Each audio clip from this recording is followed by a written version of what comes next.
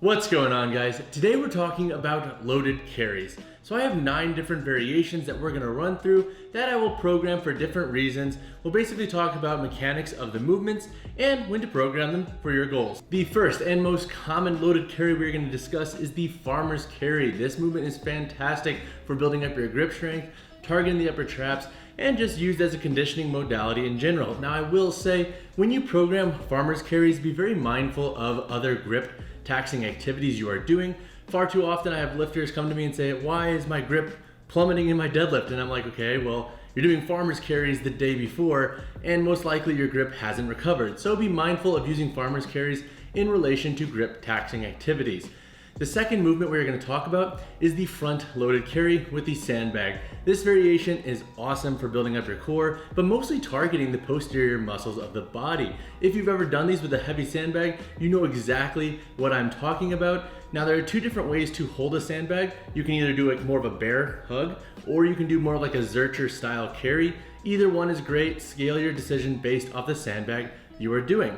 The next few loaded carry variations are grouped together because they're going to be fantastic for building up the obliques. The first variation is the suitcase carry. This can be performed with a kettlebell, dumbbell, or farmer's handle if you have it, or even a barbell. It's going to be great for, once again, building up our obliques as we resist that weight pulling us into the direction we're holding the weight on, and it's going to help build up our grip and traps very passively. The next movement is going to be the single sandbag over the shoulder. Now this movement's great for 2 particular reasons. Number 1, it's going to allow us to focus on our lateral compression and expansion strategies. So as we compress into that offset side that we're not holding the weight on, we're going to expand through the side we're holding the weight on. And another reason why I like this is because if I am trying to have an athlete target their obliques and build up their core with various carries, and they're focusing on grip focus work, this is a variation that I'll program because it's not going to require a lot of grip strength, so I can save their grip and still get a lot of the core training benefits of this carry. Our third oblique variation is the uneven carry. So this movement is going to entail holding a kettlebell in a rack position and then another kettlebell by the side of the body. Now you can extend that racked position kettlebell to change up the stimulus a little bit and target the shoulder musculature to create stability overhead. However, I like working in the rack position because I tend to feel it a bit more in my core. Plus, maintaining a rack position with a kettlebell is something I struggle with a lot. So that's why I opt for this variation. This variation is fantastic because we don't often put ourselves into positions where we're holding a weight in a rack position and then one by our side. And in life, we actually have situations like that when we're holding a kid and then carrying something by our side. So there is some real world applicability and challenge to this variation. The next variation that we're going to talk about is the yoke carry. Now you can use a barbell like myself in this variation. This variation is fantastic for anybody who has strongman focused goals or who just wants to load generally the most they can and carry it through space and time. The yoke is usually going to be your best bet for doing that. Now I will say, for athletes who are already getting a lot of axial loading, I would say be hesitant with programming this one. The front carry or front rack carry is going to be awesome for anybody who needs improvement for their front rack position and wants to spend more time in it, but also focus on their core in doing it.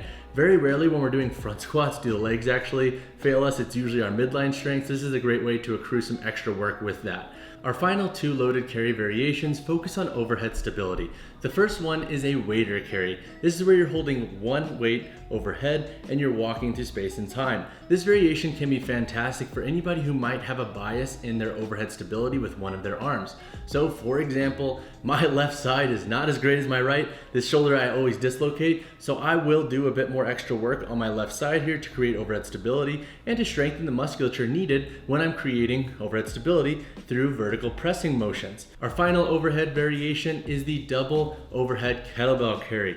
This variation is incredibly tough, and when you use kettlebells, you're going to have a slightly offset center of gravity too, so you're going to have to really focus on keeping those biceps close to the ear and creating a lot of stability in the shoulders. It's also great for conditioning. Alright guys, that wraps up this video on loaded carries.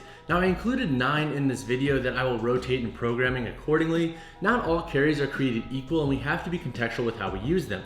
For example, putting a heavy farmer's carry right before a deadlift day doesn't make a lot of sense. So we do need to be a bit strategic with how we plan to use loaded carries to get the most bang for our buck based on our goals at hand. If you have any questions on the variations I included, drop them in the comments below. And if you use any variations that I didn't include, hit me once again in the comments below. But as always guys, drop a like to the video, drop a subscribe to the channel. I'll see you guys in the next one.